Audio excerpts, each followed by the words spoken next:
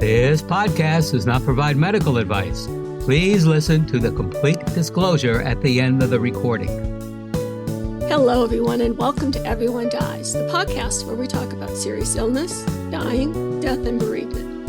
I'm Marianne Matzo, a nurse practitioner, and I use my experience from working as a nurse for 44 years to help answer your questions about what happens at the end of life. And I'm Charlie Navarrete, an actor in New York City, and here to ask questions you may not have the chance to ask while listening to our podcast, since it is recorded. We are both here. And we're not there. Yes, exactly. We are here, but not there. Here, right? Yeah, here. And we are both here because the more you know, the better prepared you will be to make difficult decisions in a critical situation. So please relax and get yourself something to smack. You don't need smack. Get yourself something splendid to snack and sip on. Cocaine. I'm sorry, what? Yes. And put your feet up, doggone it. And thank you for spending the next hour with Charlie and me as we talk about using mindfulness to help you live your best life. In the first half, we have a story about a woman who makes recipes she finds on tombstones and also our recipe of the week. In the second half, we are pleased that our executive director, David Gillett, is here to report on the practice of mindfulness. And in your third half, I'm going to be giving you some ways to apply a mindfulness practice to your life. Wow. That sounds deep. Charles, how are you? Well, it is, isn't it? It's heavy, man. Yeah, man. Yeah, that's heavy. Overall, I'm well. And you? How are you? How are you guys? I don't know. Oh?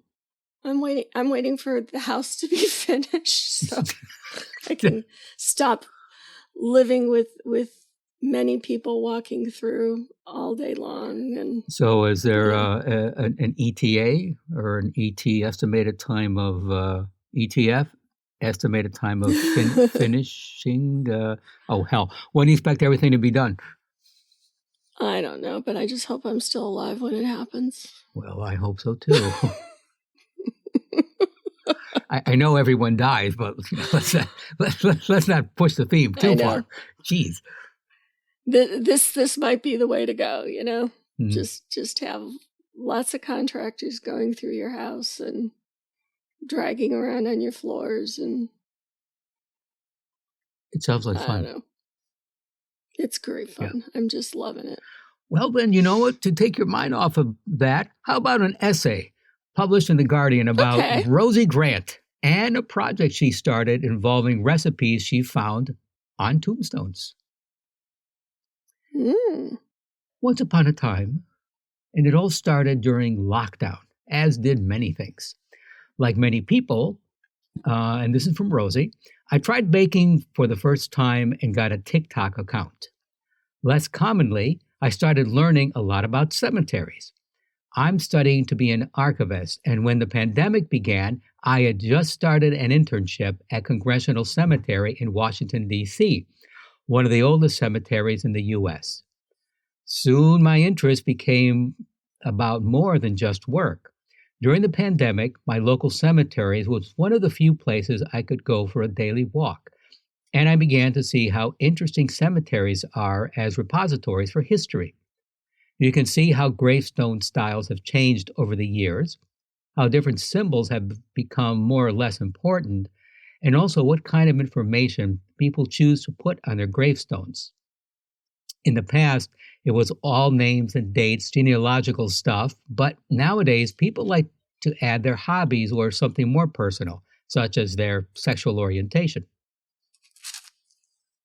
I read online that some people had even put their favorite recipe on their gravestone. So one day I thought, why not combine all three of my new lockdown hobbies and try to bake all the gravestone recipes and show the results on TikTok? The first one I tried was a spritz cookie that was on a gravestone in New York. The recipe was more like a list of ingredients: 1 cup of margarine, 1 egg, 1 teaspoon of vanilla.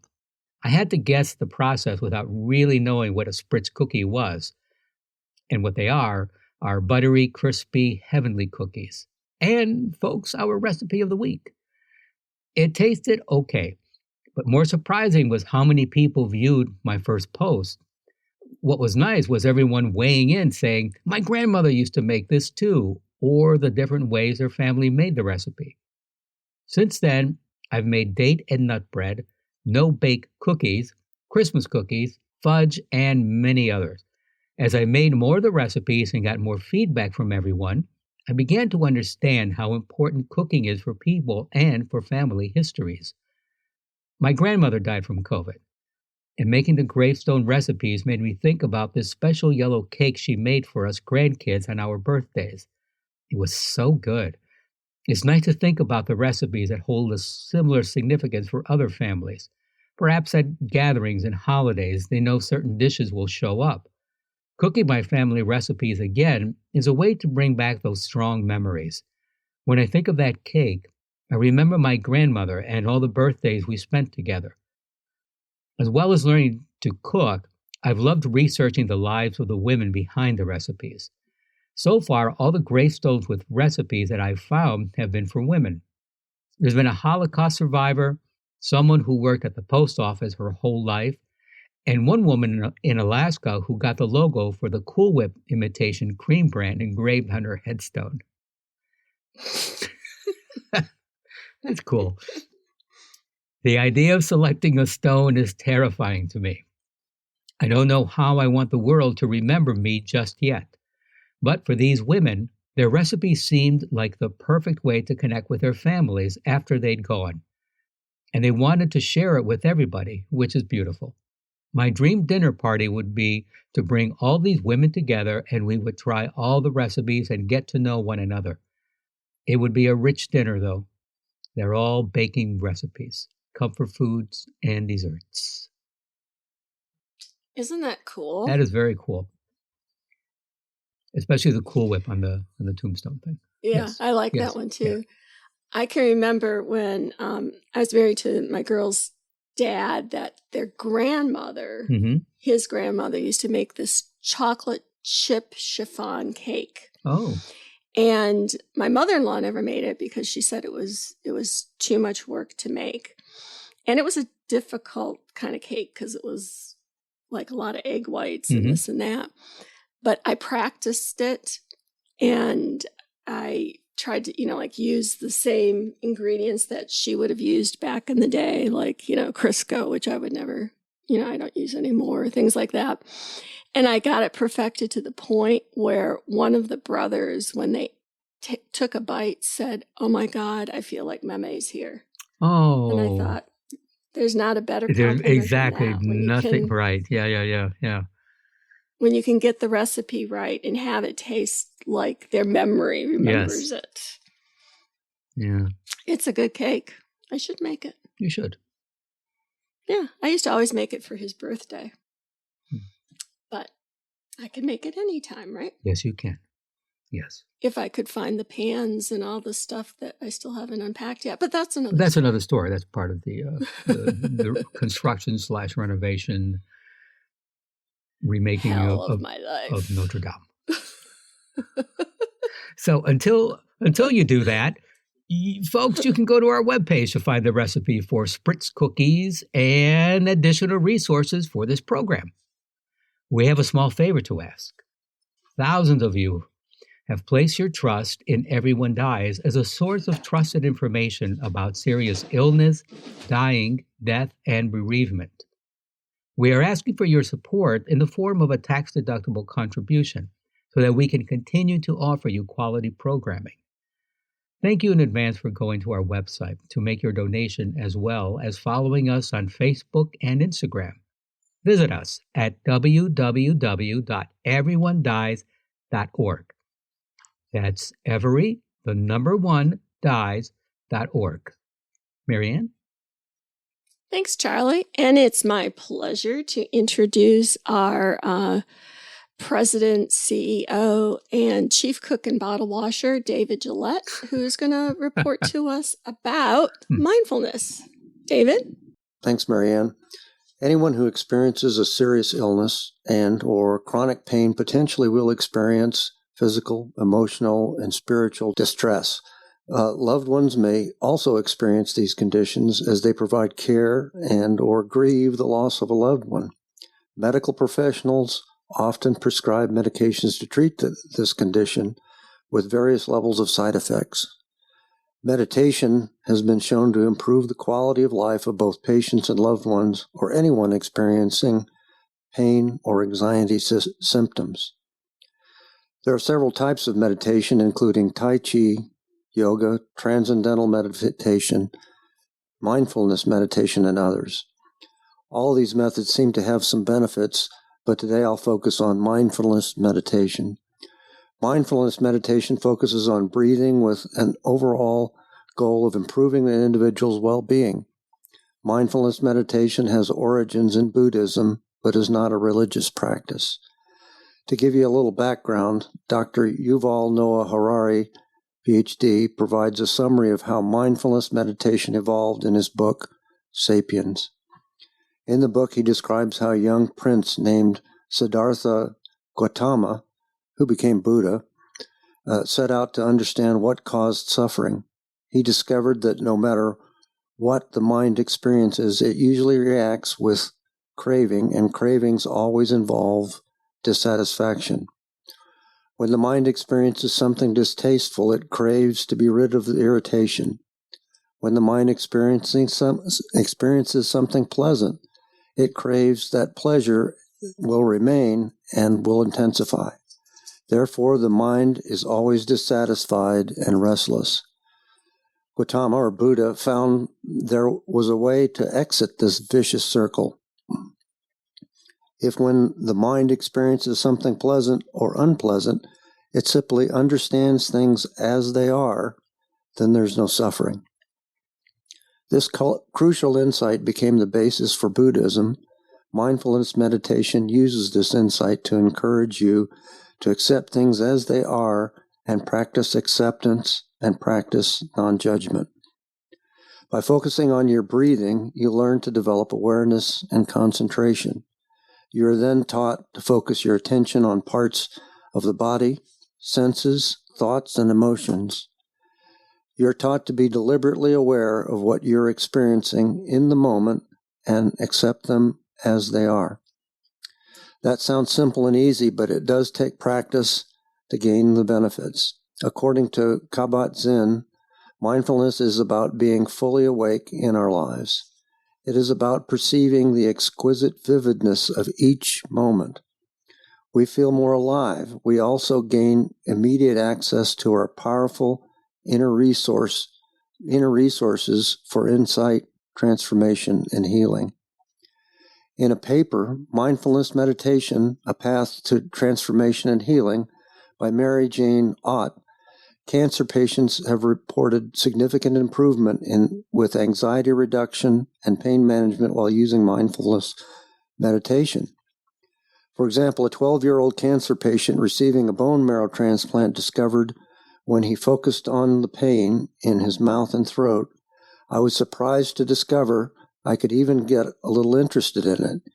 Yeah, I know it's weird. It changes. At first, I thought it was just one huge, wicked, bad, constant pain. But it's not really. Like, mostly it's there, but it changes all the time, too. Yeah, I don't notice it at first, but it does. And when I watch how it changes, it hurts, but not as much. And sometimes, for a little bit, it even stops. I guess you could say it's like the weather. Well, it's not always your favorite weather, but it's there all the time, and it's always changing. The benefits of mindful meditation are many, but it's not a quick fix or cure for what ails you. Mindfulness meditation has been shown to reduce stress, improve the ability to cope with negative thoughts and emotions, increase concentration and the ability to focus, improve capacity to relax, increase self-knowledge and awareness, improve the ability to cope with chronic pain and other health problems, improve blood pressure, improve sleep, and decrease symptoms of anxiety and depression. Some people see benefits immediately, and others take much longer to see the results. So if you don't see benefit right away, there's nothing wrong with you. Just keep trying. And as I said earlier, it requires disciplined daily practice, not hours, but just minutes. I've been practicing mindful meditation for 6 months with daily morning meditation for 1 to 30 minutes, depending on what's going on. I found that on some days I struggle to concentrate, but on others I feel a sense of awareness and relaxation, and I find myself focusing on and being in the moment throughout the day. Regardless of how I feel, I just persist in the daily meditation. I have experienced benefits from as little as 3 minutes. Overall, I find I feel less anxious, more aware and accepting, and am more aware of others' needs. I've also noticed significant improvement in my blood pressure readings, and when I scuba dive, I'm more relaxed and consume oxygen more slowly, so I can stay underwater longer. I have to catch myself. I also catch myself being in the moment more often. I'm striving to live my best life, and I think mindfulness meditation is a tool that's going to help me get there. So if you're interested in mindfulness meditation or any other forms of meditation, I have mentioned there's good news. There are lots of free or inexpensive resources to help you get started. My personal recommendation is to download the free app produced by the Veterans Administration. It has free meditations, reading resources, and allows you to track your progress. It also suggests several websites where you can access free materials and meditations. There's also apps that charge for meditation resources. You can find those along with the free apps in the App Store for Apple or Google. There's also a variety of websites that give you access to meditation resources, and I recommend you scan those to find something that'll meet your needs. Finally, there is plenty of books available to consider as you begin this journey, and I'll provide you with readings and websites for you along with the link to the apps to consider in our show notes. Charlie, do you have, or Marianne, do you have any questions? David, not so much questions, but I mean, you run regularly, and I don't know. It would just seem that that's what you're talking about. With the mindfulness and being in that moment. That I don't know. I mean, and that's being physical, but I mean, doesn't that go hand in hand with because you're in that moment? Sure, they probably complement one another. In running, I find my mind just wanders wherever it wants to go, and I'm not so much in the moment as I am just in a relaxed state. But it's not the same. Oh, okay. And so I think they complement one another. Yeah. No, because I know, and really, it's been a couple of years now since I've actually been on a stage. Because of COVID.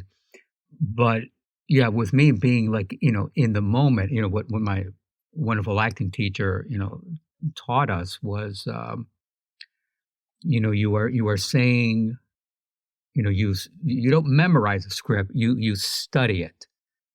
And eventually when you're on stage, you are in the moment, you are saying something for the first time. Even though it might be the third month of a run of a show, you need to be in that moment where this has not happened before. You don't know what's going to happen next.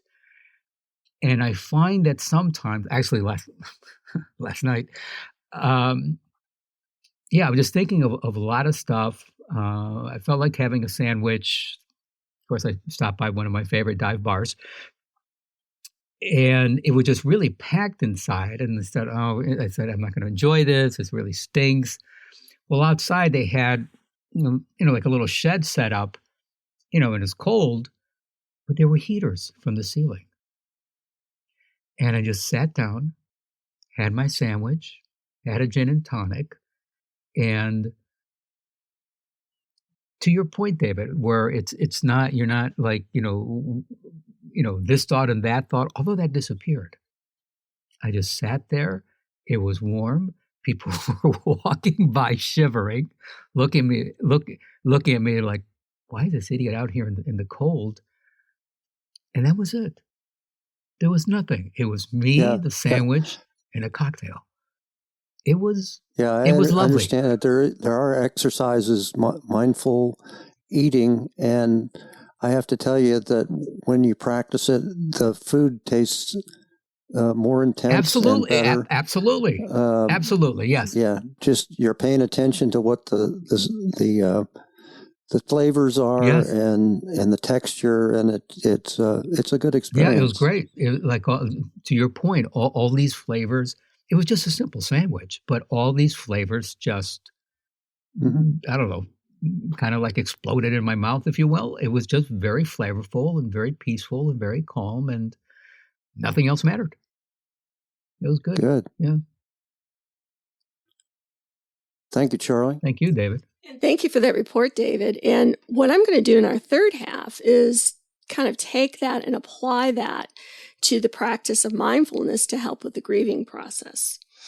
And within the whole idea of mindfulness is this feeling of what's called a flow state. Now, a flow state is that feeling where, you ever had that feeling, Charlie, where you're doing something and all of a sudden hours have gone by and you say, oh my God. Absolutely. How did that much time go by? Yep.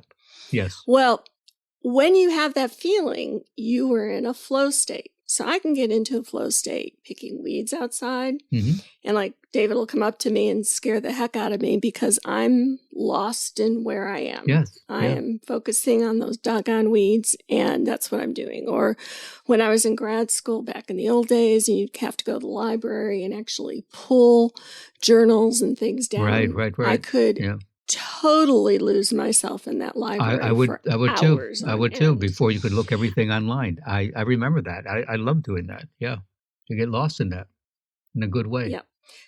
So that's a flow state. Now, there's also a lot of adult coloring books out, things like that. And my patients would always laugh at me when I'd say, especially when I was at the VA hospital, it's like, I want you to get a coloring book, and I want to to get some pencils. And when we had the clinic at the cancer center, we had coloring pages and pencils for patients when they were sitting waiting for us to get in, so that they could color. And I would use that as part of a treatment. It's like, I want you to color. But here's why, Charlie. And I explain this to them too, is that adult coloring takes you into that flow state. Because it's not a kid's coloring where it's like really big boxes and all of that. If you look at adult coloring books, they're very complex. Mm-hmm. And you have to concentrate on where are those lines and how am I going to color this? And you'll find when you do that an hour could go by and it's like, oh my God, where'd the time go? I've been doing this. I have this picture that I can put up on my refrigerator or whatever. And that's the flow state. And that's what mindfulness helps you to do. So mindfulness therapy for grief can play a significant role in processing our pain and how we deal with it. Learning the essential skills for cultivating a mindfulness and grief practice requires that grieving individuals recognize how their thoughts play a pivotal role in their bereavement experience. Mindfulness is the practice of redirecting one's attention to the here and now, as David told us all about. One way to achieve mindfulness is to focus attention on the breath and bodily sensations whenever your grief-related negative emotions arrive. So let me give you some ways to rein in your grief and ways that you can practice some or all of the tips. And Sandy will have this with the resources on our website, also with the show notes. So the first thing is to really just, Charlie, take one step at a time. So we all do multitasking, and it's often lauded as the key skill, but it's actually an illusion. It's physically impossible to focus on two things at once and give both your full attention. So one thing or another is going to suffer. You can supplement your mindfulness to deal with your grief with a few minutes of daily practice. Aim for practicing mindfulness for a minimum of 10 minutes each day until you feel better at controlling your grief feelings and emotions. Like with anything, the more you practice, the better you get at bringing yourself to a more centered and grounded state of mind. Second is repeating daily affirmations. Now, affirmations are short, uplifting sayings that redirect your thoughts and energy away from your pain and sorrow. Some simple grief affirmations to consider repeating to yourself is, I will get through this. Just keep it, I will get through this. I will get through this. Another is, my heart is shattered, but I can make it through this. Another, grief is a manifestation of love. Now, if you go to the show notes, there's a whole handout and website about, helping you find your affirmation so that you have your affirmation all picked out, so that when you get into that, that grief feeling is like, this is going to overwhelm me, you can start with your affirmations, do a little deep breathing, and help to calm yourself. The third is, don't be an action addict.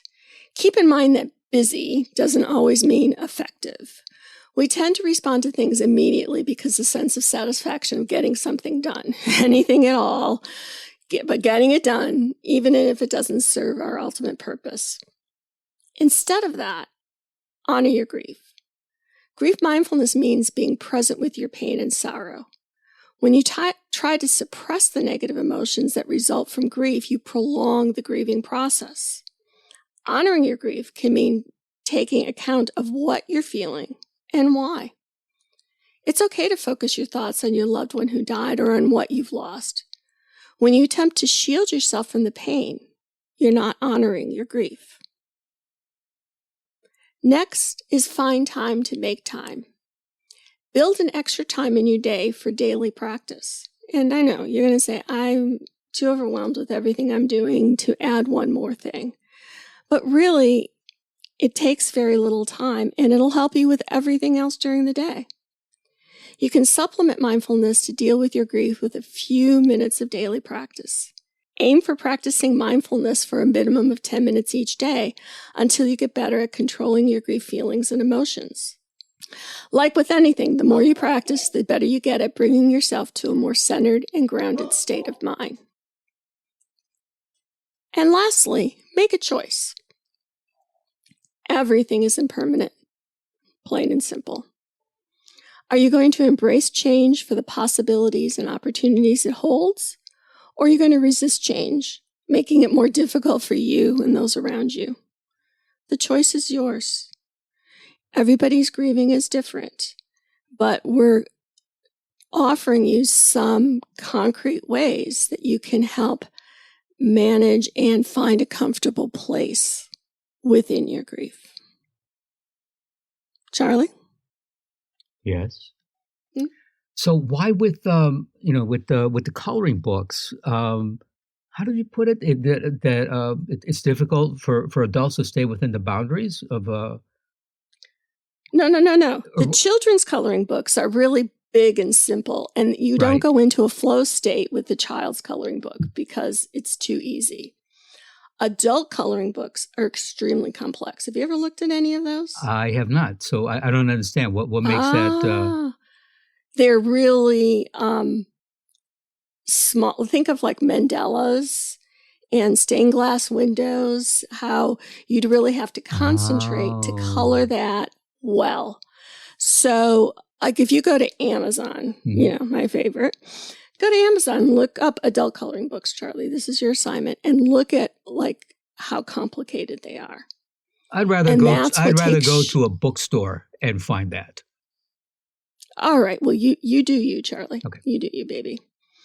But think about picking one up and some markers, some pretty pens or whatever, and you'll find, you could be sitting there having your gin and tonic or whatever, and you start coloring, and the time would go by because your brain goes into that relaxed flow state, and you'll find that when you kind of come out of that and say, oh, I made this picture, also your brain is more relaxed, you're more in touch with yourself, you're calmer. It's like, oh, that was nice. I got that. All right, it makes sense. Yeah. So the other thing, to your point, what you said about, I'm paraphrasing, but the gist of it was, for people to make time for their grief. And sometimes you just need to make time. You're feeling that grief, and sit down, watch TV, listen to music, or nothing, not nothing, but just sit there quietly or get your coloring book out. Yeah, but that, also, give yourself time for your grief. Yep. All right. Because ignoring your grief, pushing it down or pushing it away, only pushes it into your body. Absolutely. And you can make yourself physically sick. Yep. Yeah. And, things are tough enough without giving yourself an ulcer or something else. Yeah, and don't push it away. Deal with it. Absolutely not. And if I was speaking to someone in her 20s a few days ago who had lost, the love of her life. He was also young, and so her beau died a few years ago, and she, still mourning for him. And she was telling me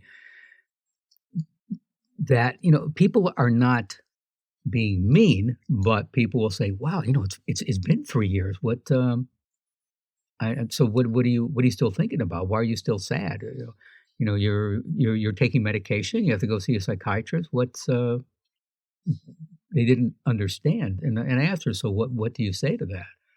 And she said, well, there's nothing to say. I said, well, you don't have to get into an argument with anyone, but you know what? You're grieving. And if you need to say to someone, well, it's not like a faucet you turn off. And sometimes it hits you more and you just need time for yourself. There's nothing. Yeah, it's there. It's grief.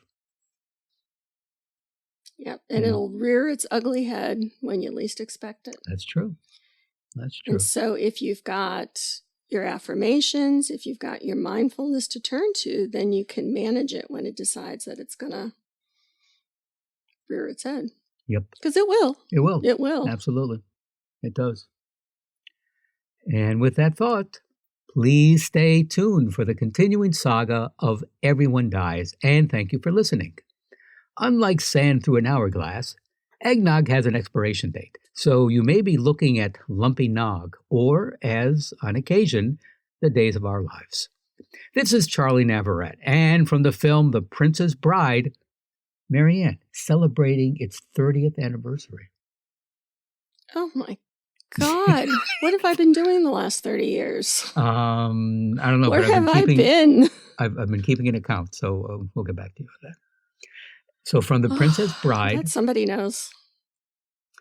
Death cannot stop true love. All it can do is delay it for a while.